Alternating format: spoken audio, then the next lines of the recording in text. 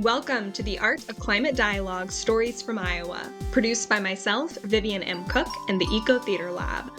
And welcome to today's conversation with plant ecologist and nature and environmental writer, Cornelia F. Mutel. To start us off, Connie will share an excerpt from her book, A Sugar Creek Chronicle, Observing Climate Change from a Midwestern Woodland. The consequences of climate change are profound and transformative. They include concerns about food production, water availability, emergency relief, military security, infrastructure integrity, society stability, the economy, the ecological biodiversity, and integrity. As greenhouse gas emissions and average temperatures grow further, they will increasingly touch every aspect of global function and human life. From what and how we eat, to where we live and how we die, to our basic economic, political, and social stability, we are now entering a new reality. While acknowledging these facts, I now invite you to enter a different reality, to join me for a conversation at my kitchen table, a cup of tea in hand, and walk with me through the seasons of my life and of our woodland, considering the slow, ongoing changes that bring health and resilience to such natural ecosystems, and the ways that today's accelerating climate changes might alter them. My guess is that even if you have not lived in a rural woodland, our lives are in some way similar. You too have loved family, treasured a special place, worried about illness, been touched by beauty and by loss, felt drawn to things non-human, wondered about our rapidly changing world, and worried about where the future is taking us. You too have wanted to leave a legacy of a better world. I now invite you to come along as I share how these universal themes have played out in my life, how I have met changes and challenges, and how I have searched for health and wholeness during difficult times, a search that you too have surely made.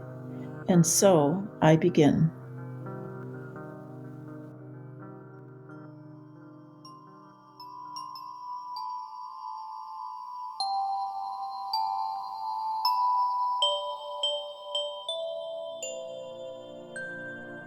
Addressing climate change is urgent, but in order to move toward action, we first have to find ways to talk about climate change with one another.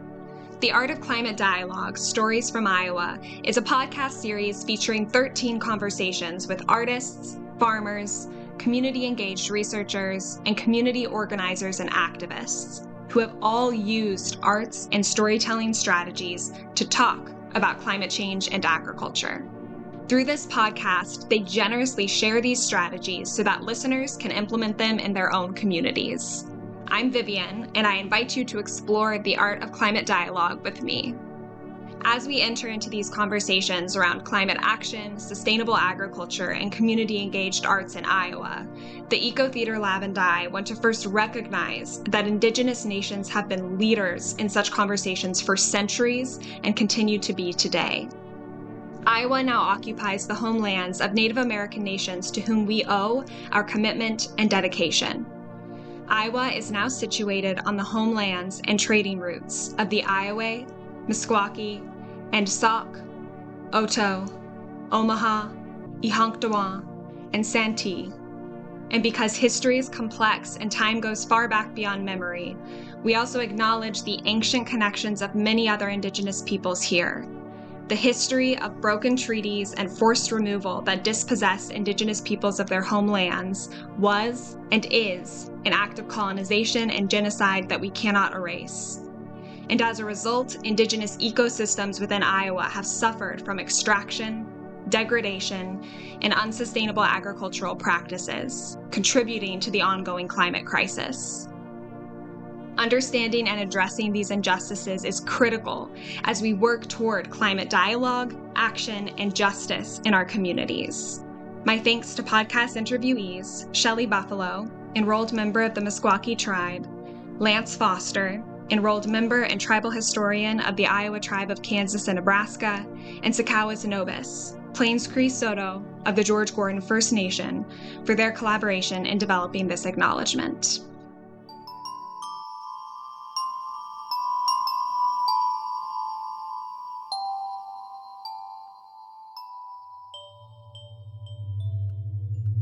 Cornelia F. Mutel, a plant ecologist by training, has written nature and environmental books for nearly a half-century.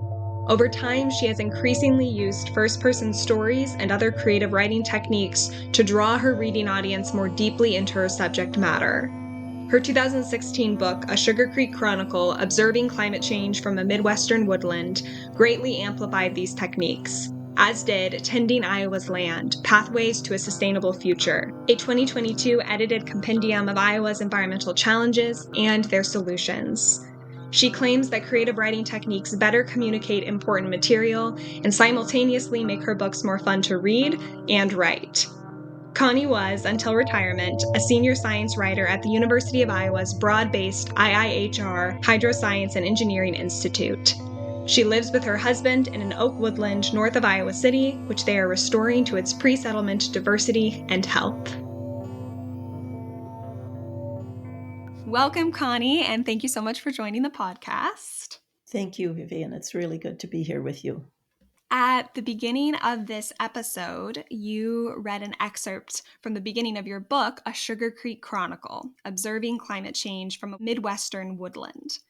To start our conversation today, I'd love to talk more about A Sugar Creek Chronicle, including the ways you intentionally integrated storytelling techniques with climate data throughout. Can you tell us more about this book and why you wrote it? Sugar Creek Chronicle is quite a bit different from other books I've written. I've written several books on Iowa's natural features and environment, but I had never thought of inserting climate change very much until, amazingly so, until around 2010, when all of a sudden it just became very clear that I had been omitting the elephant in the bathtub. And I decided I need to make up for that and write a book on climate change. But what I realized is that a lot of the climate science that people are supposedly aware of, they're not aware of. And at that time, people really didn't want to hear a lot about climate change. And it wasn't on the news, it wasn't in the media very much. And so I realized that what I needed to do was to find a better way to communicate about climate change, something that people would listen to. And I came upon this idea of writing a journal, a nature journal, for 1 year, describing how climate change was affecting the woods in which I live. My husband and I live on about 18 acres north of Iowa City, and we can already see the effects here of climate change. We could back there in 2010 in terms of the phenology of the flowers and the like. So I wanted to write a climate change journal focusing on our woods and then bringing in the climate science and the broader effects of climate change tangentially. The book from the beginning was a nature journal, but it also integrated first person stories. They were my stories about raising the boys here, my thoughts about what I saw, the walks that I took through the woods. And I did that very deliberately as a way of pulling people into realizing that climate change is happening. And as I said in the introductory quote, to walk with me through the woods and to observe the changes that I was seeing because of climate change. Thank you, Connie. And I know that I experienced that as a reader when reading A Sugar Creek Chronicle, that we do get a real sense of where you live, which maybe we recognize as other people who are living in Iowa, and how you care for that place and how we all care for, I think, in some way at least, we all care for the environment around us, not only what it brings necessity wise, but also you talk a lot in your book about how being in the environment, being in the woodland kind of feeds our souls in a way too, that we need it for mental as well as physical health. So you have studied music, biology, and plant ecology and have been a science writer for many, many years. And the arts and sciences are often seen as quite separate, I think, even though maybe many of us on this podcast series would argue against that notion. So you studied both music and biology in college, kind of side by side. And now you're incorporating artistic storytelling techniques like these first person stories, journaling, observing, and translating that in a way that pulls people in. How do you think studying music influenced how you communicate science? I think it influenced me in a big way. I have been incorporating more creative writing techniques into my writing for many years already. I did a book back in the early 2000s with Mary Swander on Land of the Fragile Giants, through which she taught me how to incorporate storytelling techniques into the chapters that we were editing for that book. And in addition, I've always journaled, I've played with essays, I sat in on a few writing workshop classes here at the University of Iowa, and I've always been an avid reader. I think all of these experiences feed into what we eventually do with our lives. But my musical training has shaped my writing in a huge way. I think that when I started writing a book, actually in my 20s, I transferred the musical skills to writing. Rhythm, beat, cadence, tempo, melody, theme, changes in intensity, all of those features are in both writing and music. And I also often hear my words as music. So I think this is a good example of how we use the skills that we have to shape what we do and what becomes our career. Definitely. And you talked earlier about using some of these techniques to pull your readers in because you felt like it was really important to be talking about climate change and realize that oftentimes we aren't talking about it as much as we should. And I mean, music, I think for all of us in some way, when we hear music, when we're out and about, then we stop and listen because it does pull us in a way. I think many of us listen to music as a way to relax or think or kind of meditate. And I do see how you've done that with this book. So it's really cool to hear you talk about how that background influenced what you're doing now as a way to communicate more effectively about climate change. So, as you've begun to use some of these more story based communication styles in your writing, what differences, if any, have you seen in your own engagement with these topics? Well, I think the best example is the year 2012 when I wrote the climate journal that became the basic body of Sugar Creek Chronicle. And that year, I allowed myself to become totally immersed in our woodland, to give myself to the woods. I insisted to myself to give myself the time to go out and walk in our woods every single day, to observe what was happening, to note changes that might be unusual. And I really bonded with the woods in a way that I hadn't done before. It was a very enjoyable and very rich year. How do you think that those kind of experiences kind of shift your relationship with your readers too when you're thinking about engaging with your readers? I think that I certainly, probably all authors, think about the different levels at which we're connecting with our readers. And certainly with climate change, but with all environmental issues, I try to connect in many different ways. The most forthright is explaining the science. That's what I do well. I explain science well. But as I've gotten older and written more books and other things, I've tried to add on increasing layers of depth. I've become more open, I think, as I've gotten older, and I want to share my inner thoughts more with my readers. And I think that in order to do that, we need to become what we want to write about. If we want to write about the richness of our natural environment, we have to go out and feel and become passionate about the richness of our natural environment.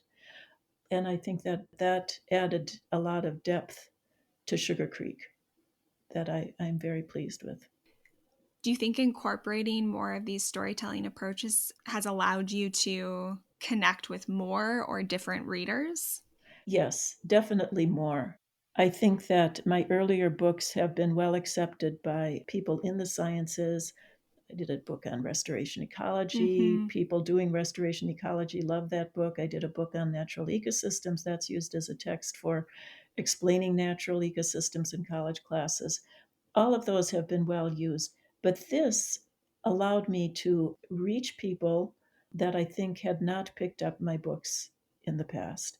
both different ages. I know that I've had a couple high schools ask me to come and speak to high school classes that are reading the book as a text to people well outside of the sciences.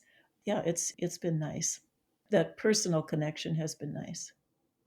Yeah, that's wonderful. And I know we talked about how there are students at Ames High School reading your book right now, which is where I'm recording from. And that's great. And I think you're going to talk to them a little bit about the book and also just about the problems that we're facing with climate change and the role that young people can play in really pushing for climate action. Yes.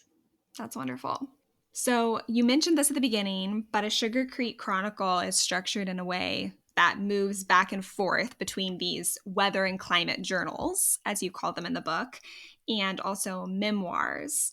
So as a reader myself, this way that you're writing about climate change, which is very tangible, because I think of those observations that you talked about, immersing yourself in the woodland and then sharing that with us.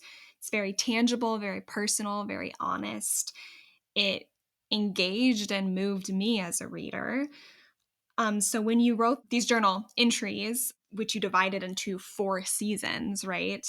You wrote them over a course of the year. And I'm wondering if you can share one of these journal entries with us now. Yes. I wonder about these trends accelerating in the sky above me. I have always loved gazing into Iowa's huge skies. I walk to the hilltop at the top of our lane, tilt my face upward, and slowly turn in a circle, imagining that an entire new world is opening to me. Its mountains and seas, plains and ridges, all the globe shapes and colors written on the sky by water's pen. So many clouds, I think. But last night, as I lay in bed, thunder rolling through the forest around me, I saw the skies in a new and different way. I watched clouds climbing and towering and collapsing upon one another, shimmering clouds doubling in size, time, and then time again. Clouds in sheets and spirals, white and lobed, shooting out funnels of rain that were turning creek beds into torrents of mud. Seized by this vision, I grasped the power that was being generated as our skies warmed, the growing heat translating to unmitigated airborne thermal energy, pursuing release in storms such as this one. And I had a premonition of how these forces increasingly will feel: hot skies soaking moisture from the earth, their rising temperatures releasing raw energy that is discharged in downpours and winds that continue to grow in intensity, duration, extent. Climate change reshaping not only our land and our daily actions, but also our relationship with the earth, as well as our very thoughts, fears, actions, and dreams. Thank you, Connie, for sharing that excerpt. And I mean, when listening to it, when I read it the first time and when listening to it, I think I, as a reader, I recognize those images of heat and rain and floods. And we've talked about how, while it may be easy for many of us to disconnect from data about climate change or honestly anything else, it's harder to disconnect from our own or our neighbors' tangible experiences. So, approaches like journaling allow you to share your concrete experiences of the environment, how weather patterns are changing, how you personally are responding to those changes, and how it's affecting all of us here in Iowa, which I think is home to maybe many of your readers. So, can you talk more about how your journal entries try to tap into these local shared experiences of climate change? Yes, certainly. Journaling allowed the naming of a full year of experiences. That's the beauty of journaling. You can wake up one morning and all of a sudden there's a big storm coming in, like the one that I just described in that reading. And all of a sudden it's an invitation to write about what's happening in the skies.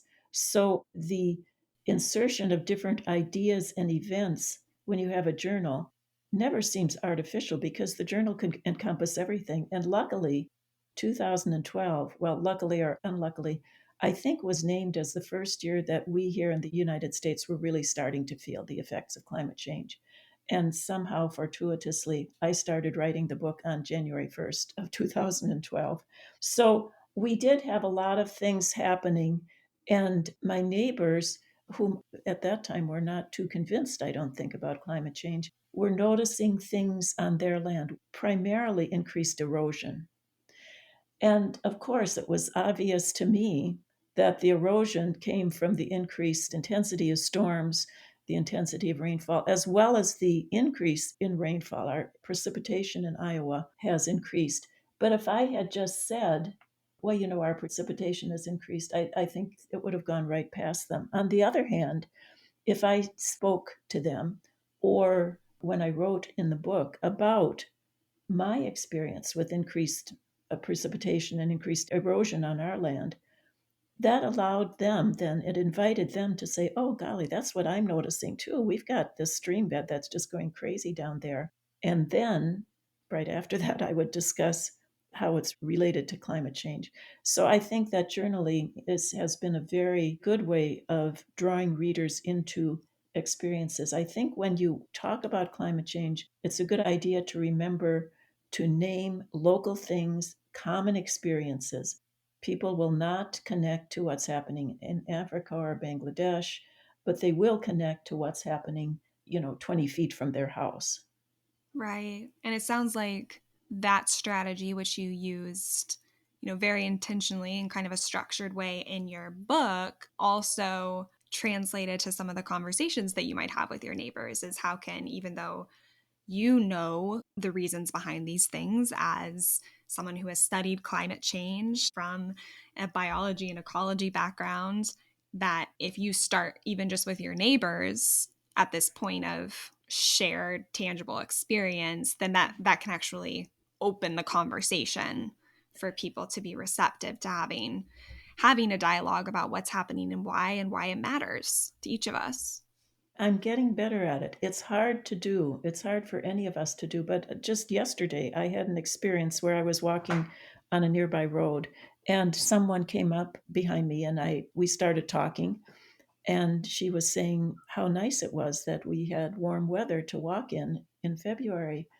And I kind of walked in silence. And then I said, I've heard that in January, when it was so warm, there were a lot of bats in Minnesota coming out of hibernation. And people were very concerned about the number of bats coming out of hibernation in the middle of the winter. What would happen? Would they die? Would they use up their energy that they needed to reproduce the following spring and the like? And suddenly, she stopped and she said, I didn't know that. That really upsets me. And then I said, and I also found in January a tree frog hopping through my kitchen floor, along my kitchen floor. And that frog had come out of hibernation and somehow come into my house. And that concerned me. And all of a sudden, she was open to talking about climate change. So I think that if we use those experiences, we can open conversations. We have to be courageous in doing it, and we have to do it in a pleasant way, not in an accusatory way. Right. And it sounds like that conversation really started with her sharing her experience of changes that she was noticing and then really listening to and responding to that. Thanks for sharing that story. Wow. And I understand that too. I grew up in Arizona and then moved to Iowa. So when there is a warm day in winter, I do have these conflicting feelings of, oh, this is really nice and also scary. Even over the past decade or so that I've been here, it's happening more and more. So, like in the journal entry you just shared, you talk about the beauty of the environment around you and also the concerns you have about some of the changes you're noticing. But many of those entries do depict, the beauty of the woodland where you live. And you've told me that your readers have fallen in love with Sugar Creek, the place, through reading your book. Can you describe what some of these responses have been? Yes, I have found that some people have fallen in love. And I've actually had a few people knock on my door people that I might have met once, but I didn't know well, and say, I've read your book. Can I come and sit at your kitchen table with you and talk? Just look out the window and talk about your book. And that just astounded me. I think that comes partly from the persona that I tried to create in Sugar Creek as a genial grandmother sitting at her kitchen table, inviting others to come and sit down, as I said in the opening reading, have a cup of tea with me, talk with me. And what I was saying there is this is a safe place. This is a place where we might talk about problems, but we're not going to just depress each other. We're going to be open with each other about the good and the bad that's happening in the world. And I think that many people now need to be in a place that's free from fear. And we can do that with all of our artistic expressions. We can invite people into another safer world even if it covers and mentions our problems, it still is a safe place to discuss those problems. We need those places to visit in during the troubled times that we now have. Yeah, I know the topic of climate anxiety and climate grief is coming up a lot more now, I think, in conversations around climate change, that there is kind of this ongoing, I think, in some ways, kind of existential, yeah, dread or anxiety about what's happening and not being sure what to do about it. So, creating opportunities for people to talk in a space that allows us to work through some of that grief, to express it, to share it, and then to also remember why we care about trying to make a change or what we care about protecting because of the beauty around us. I think that is really powerful.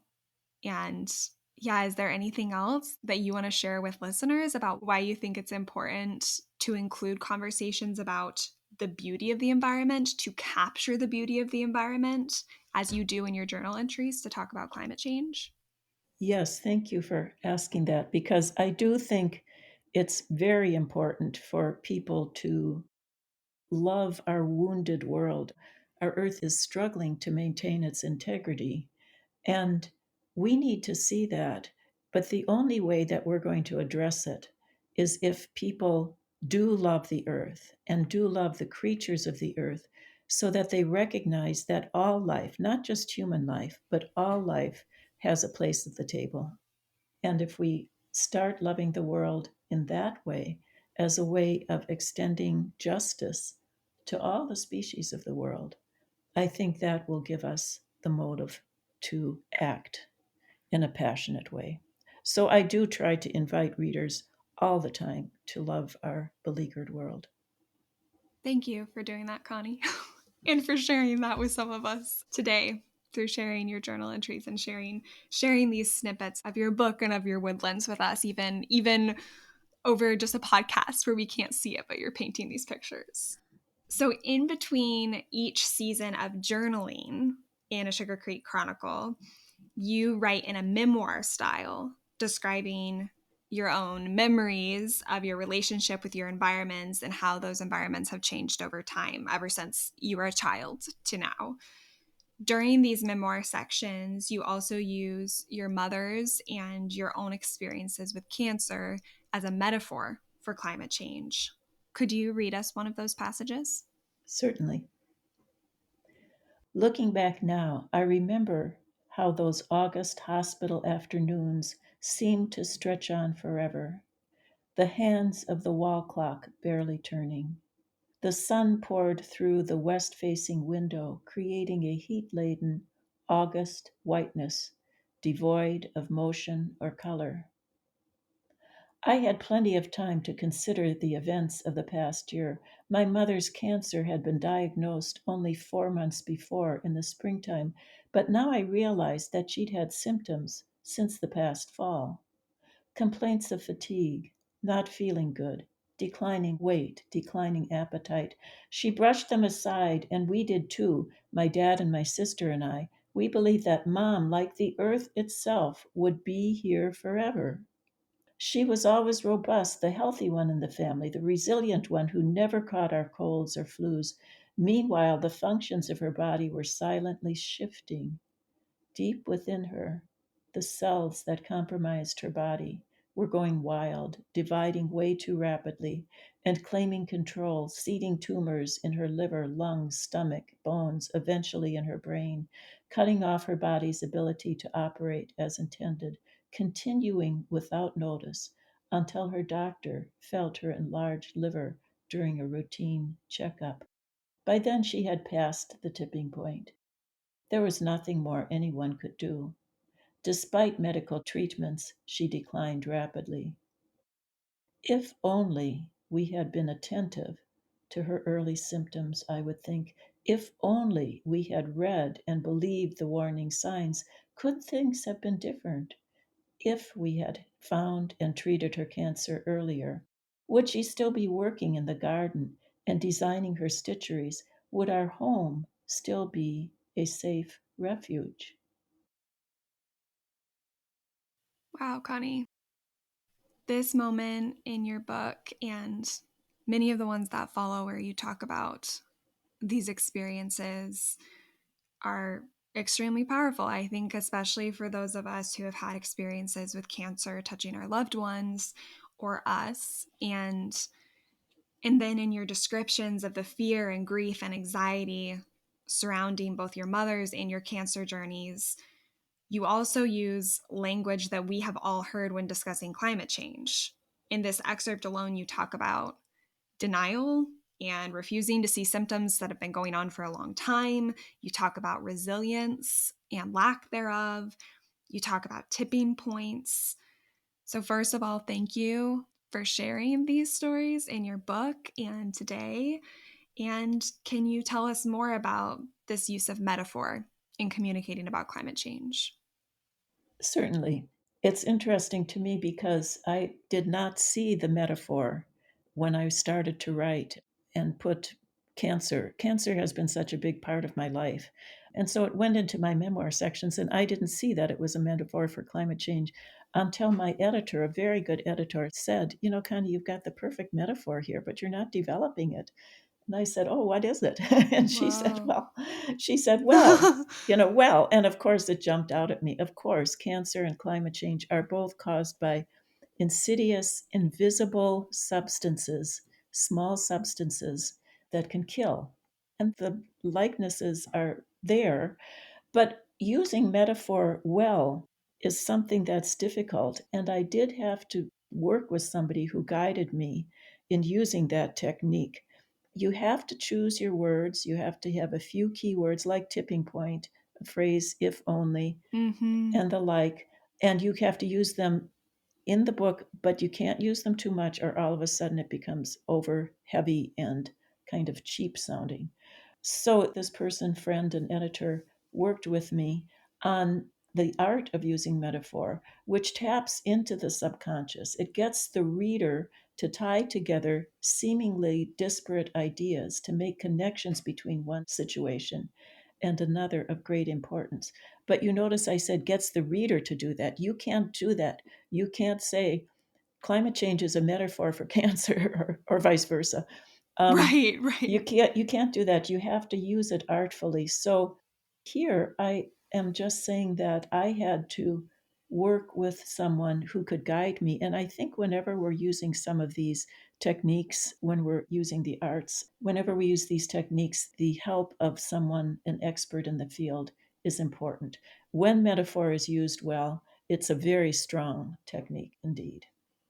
You talked about having readers make the connections themselves, which, in my response to even just that little excerpt that you read, then I was picking up on that language without you.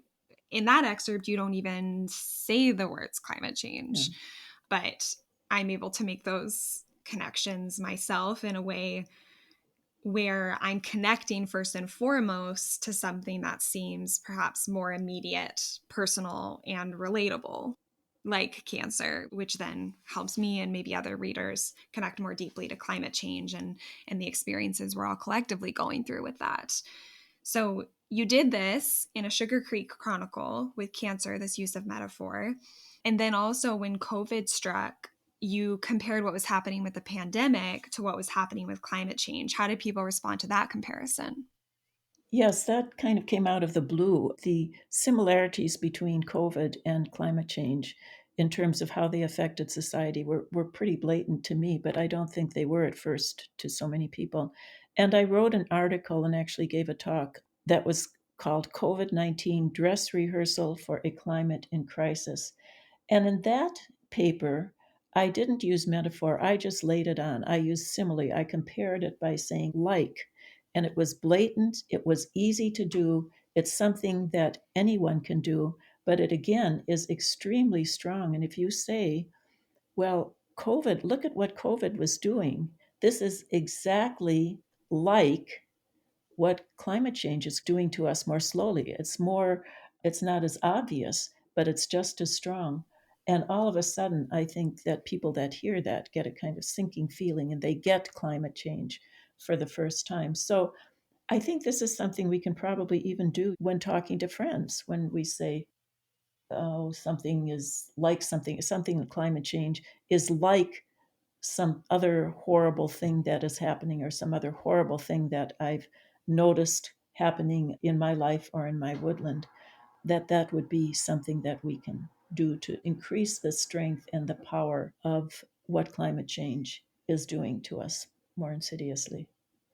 Right. And it's interesting because climate change, the climate crisis has been happening for decades now, really, and we've been seeing the impacts for decades. But for some reason, I think something about it, maybe because it's such a kind of all encompassing problem that is affecting different regions in different ways, it's affecting different people in different ways, different parts of the environment in different ways, then it feels maybe more abstract. Everyone knew what was happening with COVID. It was very quick and immediate. And so making that comparison maybe helped us translate climate change into something that maybe wasn't so abstract after all. We're talking about these experiences that people care about and understand and how that helps them connect to the idea of climate change.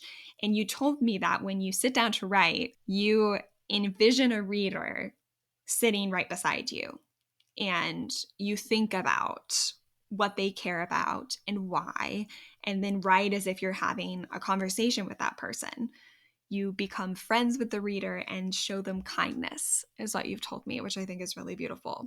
So, how do you think not only writers like yourself, but all of us can use this technique in conversations we have with each other about challenging topics like climate change? I think that when I was younger, I was much more likely to be blatant and dismissive of people who were not on the same wavelength where I am. And now, especially with climate change, I've become much more empathetic with people who are deniers, people who are afraid, are dismissive, don't want to know about it, because climate change is such a huge problem. It is overwhelming. And all of the non active responses that people give us are understandable. And I think that that pushes me then further towards being gentle and being kind with other people. I think that the tone of how we communicate with others is very important. We can't preach, we can't dismiss them. We have to come at them more through their soft underbelly and get them to open up to us, help them to be vulnerable, and thus to accept our words as safe. And that I think can make a real difference. You mentioned earlier that a lot of people have fear when it comes to talking about climate change, and it's going to be really hard to engage if we hang on to that fear or you're not right, terrible things are happening, you have to see it, why aren't you talking about it, why aren't you seeing it, but instead figuring out how to, yeah, like you said earlier, create a safe space to have those conversations where people feel like they can be vulnerable, can talk about their grief, can talk about what they're observing themselves. I want to talk a little bit now. We heard about all these strategies and approaches that you have used in your own books and articles, especially A Sugar Creek Chronicle. But you've not only written your own works, but have also been an editor and guide for several other climate change related books that have included contributions from many different authors. So some of these books include Land of the Fragile Giants, which you mentioned, and Compelling Ground, both of which were written to accompany exhibits created by ISU University museums. And then your most recent book, Tending Iowa's Land, Pathways to a Sustainable Future, also includes writings from many different authors. So for these projects, you provided guidance to the authors about the use of storytelling to make their own writing more approachable, personable, and relatable to their audiences, like you've done in your work.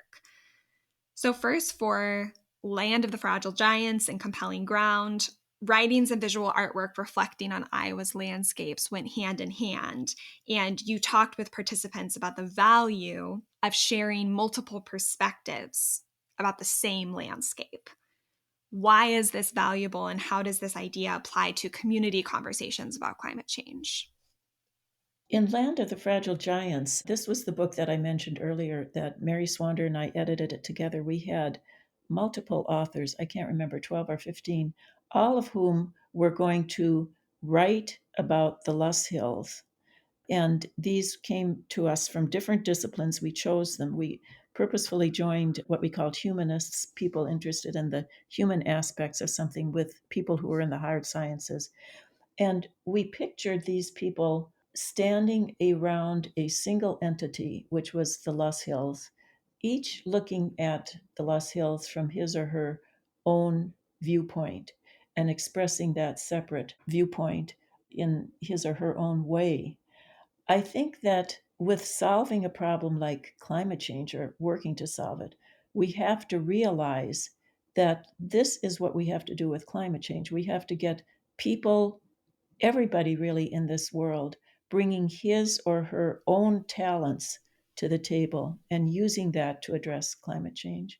And if we maybe, again, if we're maybe kind with other people and listen to what they have to offer, we will be more able to get some sort of positive action from their commitment. Definitely. Thank you for sharing that story. You've shared that picture with me before of all of you standing around and looking at the same beautiful landscape in the case of the Loess Hills, or the same topic, which maybe isn't so beautiful, about climate change, and how we all contribute very different perspectives, and how that actually helps us see the problem better is if we all share those together. I also wanted to talk about your newest book, Tending Iowa's Land, which I mentioned, and you had multiple authors working on this book. Did you apply any of the storytelling techniques that you used in A Sugar Creek Chronicle when working with these authors to write their chapters? Definitely. When I was approaching Tending Iowa's Land, this was the book that I put together after Sugar Creek Chronicle. And I think that the response to Sugar Creek Chronicle was so much better, so much deeper than the responses to my earlier books.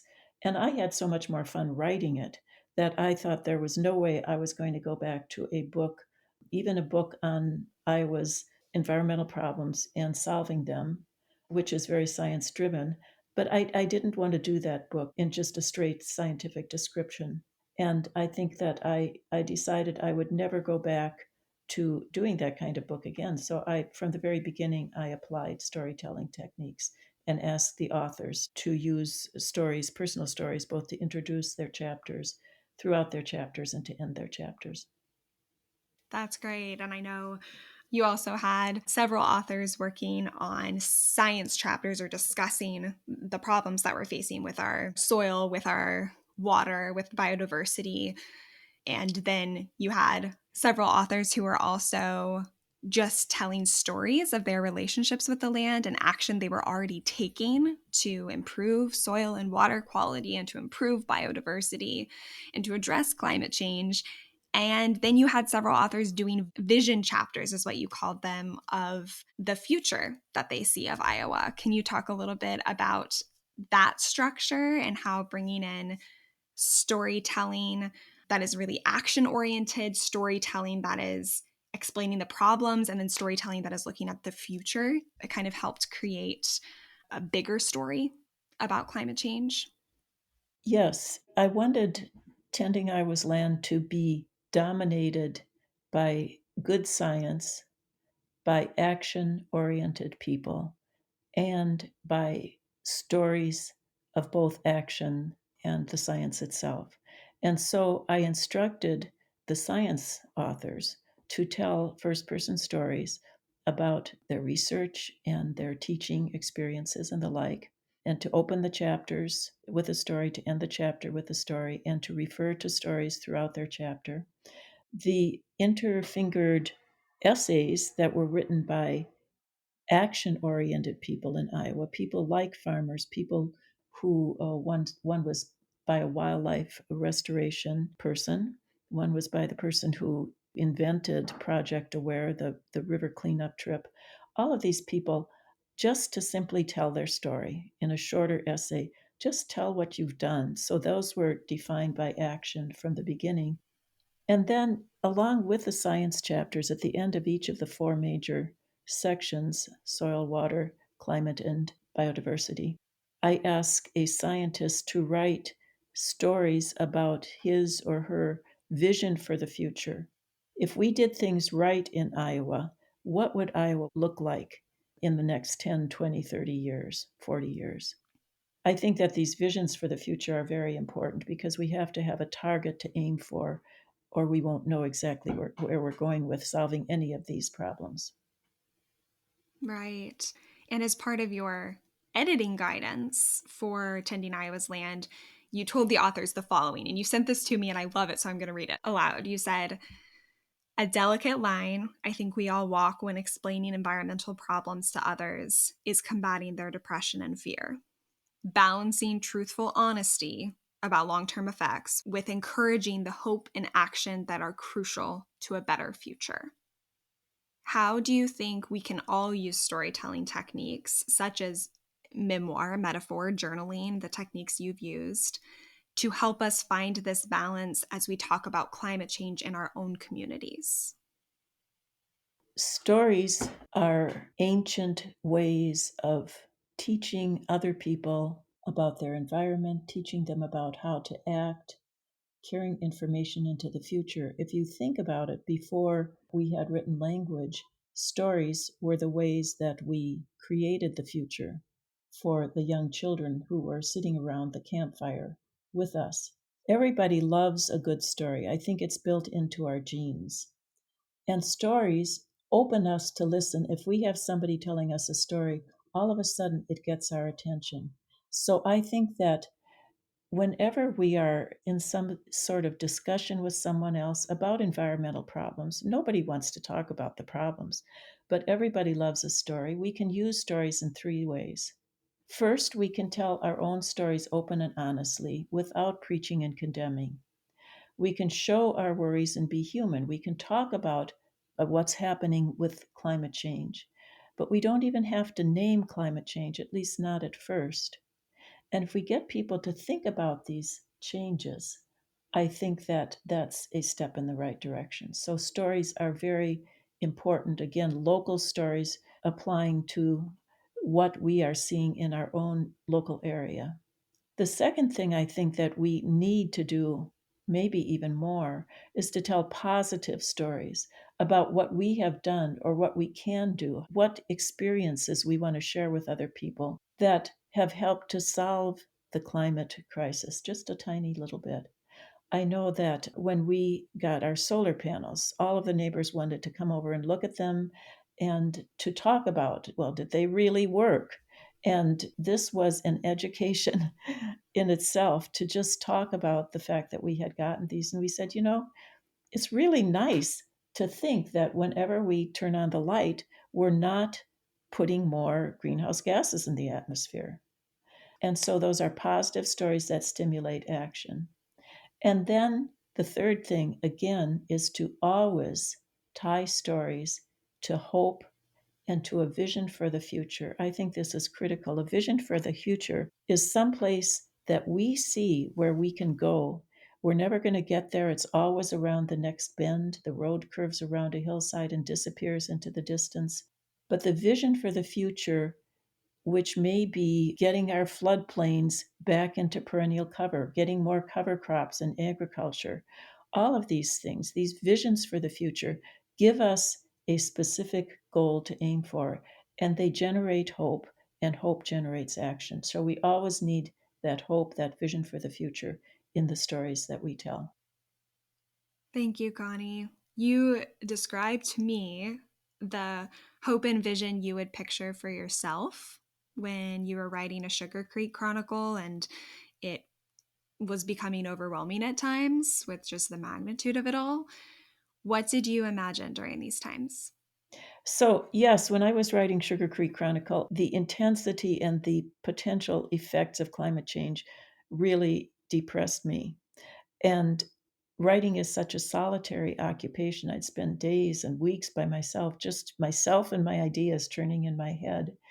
And what I finally discovered one night, I can't remember why, but I actually held out my hands away from my body and I pretended, closed my eyes, and I pretended that I was holding hands with people on either side of me, people who were also working as I was on solving the climate crisis.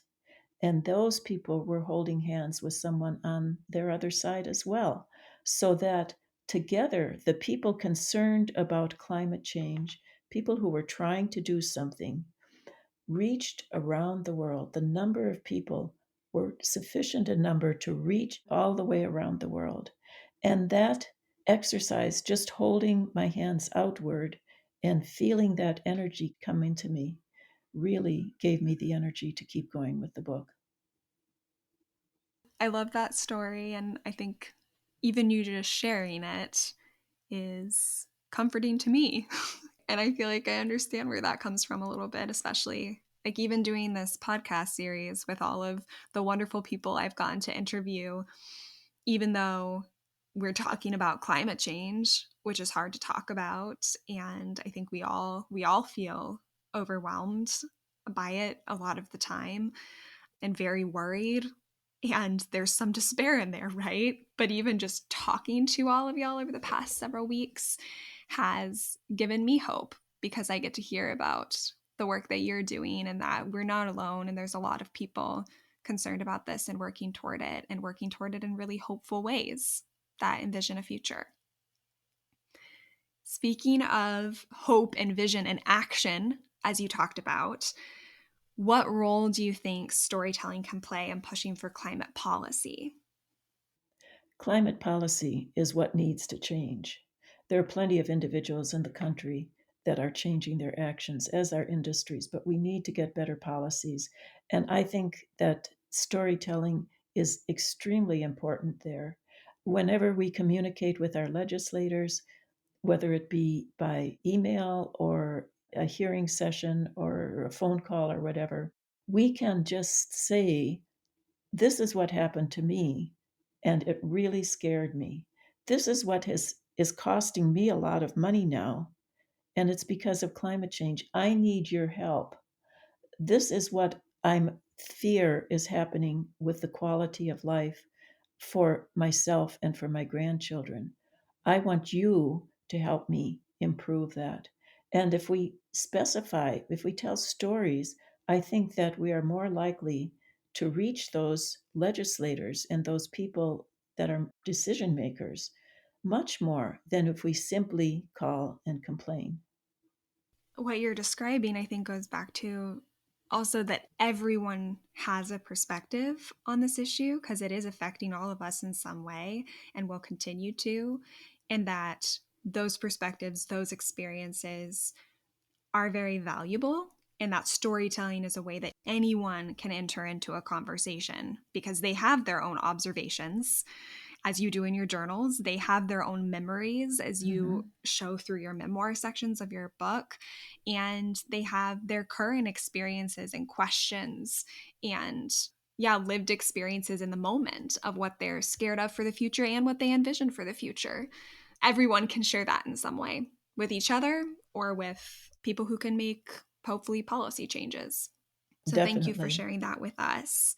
So as we are wrapping up this episode, I want to give you the opportunity to share the 3 key ideas that you want people to understand and take away about your work at the intersection of arts, storytelling, and climate action. Well, one thing I want to stress is that stories, metaphor, all of the techniques we've been talking about encourage readers to open up to you. And so I'd like to encourage anyone and everyone to use these techniques, but realize when you use them that you are getting into people's subconscious, or at least you have that possibility. And so use them with care. Well used, these can open people up just the way we open a can up. And then you need to be careful about what you do with what you see inside. And the second point relates to that again, we always have to leave whomever with hope and a vision for the future. If people leave our discussions without having hope and a vision for the future, then their fears will become a self fulfilling prediction. We need to try to get action and not dismissal or fear. And thirdly, we need to realize that climate change is now determining the future of humanity and of society. And so we all need to work with a passion, but at the same time, we need to take time to care for ourselves and to be gentle with ourselves so that we can be effective actors and continue to enjoy what we still have, all of the wonderful blessings this earth gives us. I will definitely be taking those ideas with me today. And what would you say is the biggest recommendation you have for others who might want to use storytelling strategies to talk about climate change, especially in agricultural communities? I think that I'd like to encourage people to always have a positive vision for the future in your mind. I know that sometimes this is hard to do, especially when we learn so many negative things about climate change, but we need to always keep in mind that place beyond the horizon. And we need to work with vigor to turn the earth back into the heaven that it's been in the past. And I would hope that none of our listeners give up on that. Thank you, Connie. I'm going to try to remember that too as I go forward. So thank you for sharing that with me today as well. Before we end the episode, we're actually going to have you share an excerpt that shows your own vision for the future. But first, how can people connect with you and your work if they want to read more of your work, see more about what you've been up to and what you've given to our communities through your writing? Well, of course, there's a lot on the web, and that's probably where people can start. But if they want any connection, I am now retired from the university, but I do still have an office there. They can reach me through my department, the IIHR-Hydroscience and Engineering at the University of Iowa, or through the University of Iowa Press. Wonderful. Thank you so much again for sharing your work and stories with us today, Connie. And to close our conversation, I'd love to share with readers an example of how your own writing, as you've recommended to other authors and to all of us today, paints a picture of what the future could be. So, to send our listeners off, can you read us the final excerpt of your final chapter of A Sugar Creek Chronicle titled The Years to Come? We still have choices. We still can address this overwhelming problem and prevent its worst repercussions by decreasing carbon emissions. But we don't have time to waste. It's that simple. Do I have faith that this planet's people and nations will pull together to heal Earth's climate? Do I remain hopeful? How could I not, after all I have learned of the creative thought, effort, energy, innovation, and diverse approaches already being directed toward climate change? We Americans may be slow to accept this diagnosis, But once we decide on a course of action, we can move fast. And at some point, I believe we will. In the meantime, we each can construct and share a vision for the future. Mine is one of high resilience and low risk, a vision of a balanced, self-healing planet with vibrant human societies and healthy, robust, self-perpetuating environments. As I write these words, I imagine my grandchildren, Ellie, her siblings, her cousins. What do I want to leave as my legacy for them? Sitting at the kitchen table, gazing out at the birds and the trees, the answer comes easily.